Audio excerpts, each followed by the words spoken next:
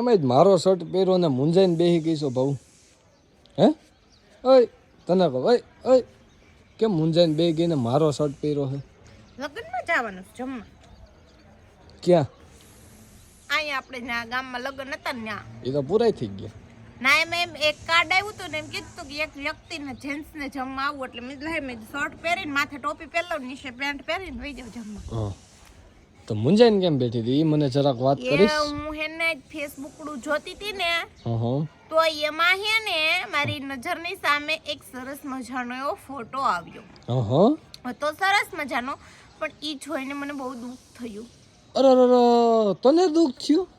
શું વાત કરે છે? મારા આઈડી માં પોસ્ટ પણ કરું છું ઈ ફોટો. હા એમાં કઈ ફેરફાર ન થવો જોઈએ. હા લગન હોય એટલે ઠામણા ઉટકવા બાયું હોય ને વાસણ સાફ કરવા, સારી ભાષામાં બોલું, આપણી ભાષામાં ઠામણા, પણ ફેન્સી ભાષામાં કે વાસણ સાફ કરવામાં બાયું હોય ને એ બિચાર્યું જબલા ને એવું બધું લોય અને બેઠ્યું હોય અને કેટલા આટલા ઢેફલા ને બધું ભરતું હોય, ભજીયા ને બધું. ઈ એમાંથી ઢેફલી ને એવું હારી હોય ને એ લોકો માટે રાખે અને આ ભજીયા ને એવું બધું હોય ને ટૂંકમાં જે ખાતા હોય ને ગાયું ને ઢોર રખડતા હોય ભૂખા ને એને આપી દે. ઢેફલી ને એવું હેઠી ઢેફલી અડધી હોય ને તો આખી થાળીઓ. ફોટો તમે જોજો મિત્રો, સિટી નો ફોટો છે કે જ્યાં ઓલું કેટરેસિંગ ઉપર થાળીઓ દીધેલી હોય ને 500 ની 300 ની થાળી. અરે ઈ થાળી હસોડી ઉપડતી ન હોય એટલી ભૈરી હોય બાયું એને આદમી આમ ટોય સેવડી વાયરી હોય થાળી ની ઉપર આમ લઈને આયલા જતા હોય ને આમ થાળી પકડીને આટલી તો ટોય થતી એવડી ટોય શું વાયરી હોય. અને પછી શું કરે ખબર, એક બટકું શાખે ને બાકીનું નાખી દે એઠવાડામાં. આટલું બગાડ કરે અન્નનો. જેને ખાવાનું નથી જડતું ને એને પૂછો ને અનાજ કેમ ઉત્પન્ન થાય છે ને ખેડૂતને પૂછો, અને જેને ખાવાનું નથી મળતું રોડે રખડે છે ને કોક દી એને પૂછો. તમે ખાલી એવું વિચારો કે તમને 5 દી સુધી ખાવાનું મળે તો તમારી પરિસ્થિતિ કેવી થાય. એટલે આ લગ્નમાં જે આખા થારા ભરો હોવો ને એ ભરો તારે તમારથી ખૂટી જાય એમ હોય ને તો 5 વખત આખી થારી ભરીને તમે ખાવ. પણ નો ભાવતો હવે મને ખબર જ છે કે મને લસકો નથી ભાવતો, મારે શું કામ લસકાને એવડો લોંદો લેવો જ જોઈએ?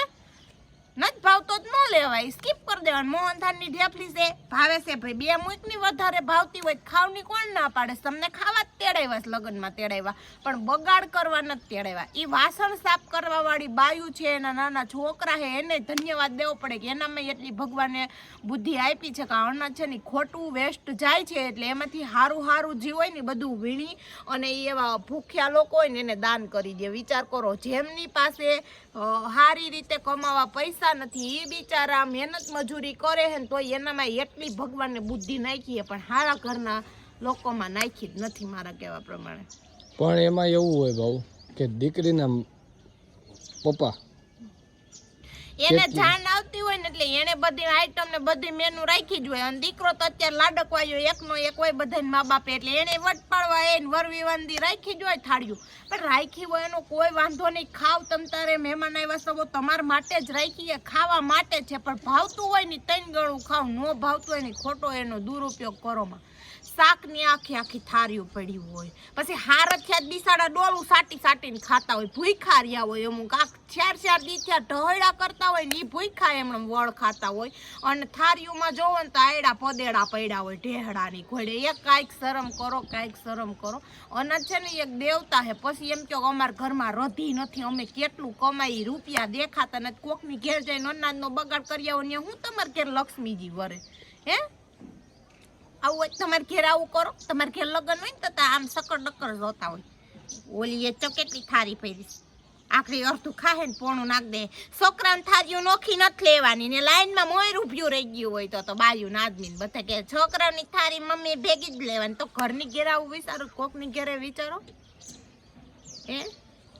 ખેડૂત કેટલી મહેનત કરીને ઉત્પાદન કરે. ખેડૂત કેટલી મહેનત કરીને ઉત્પાદન કરે છે અનાજનું. અત્યારે 80 થી 90% એવી તંગી સર્જાઈ શકે કે જેનાથી દેશ બરબાદ થઈ ગયો અને મોંઘવારી વધે છે ને જેને અનાજ નથી મળતું ને એને નથી જ મળતું બિચારાઓને. એ ભૂખા સડક ઉપર રહેતા હોય છે, એમને રાત દી એમને ભૂખા રખડતા હોય છે. પછી એક એ થયું કે લગ્નમાં બગાડ ન કરવો જોઈએ. પછી હોટલમાં આપણે અવનવી વસ્તુ ચાખતા હોઈએ, આપણે ન ભાવે, આપણે પ્લેટ આખી મગાવી ને તો આપણે હોટલમાં હવે નવી સુવિધા આવી જ ગઈ છે કે આવડીકડી ડીશ આપણે નોખી આપે, માગી તોય આપે.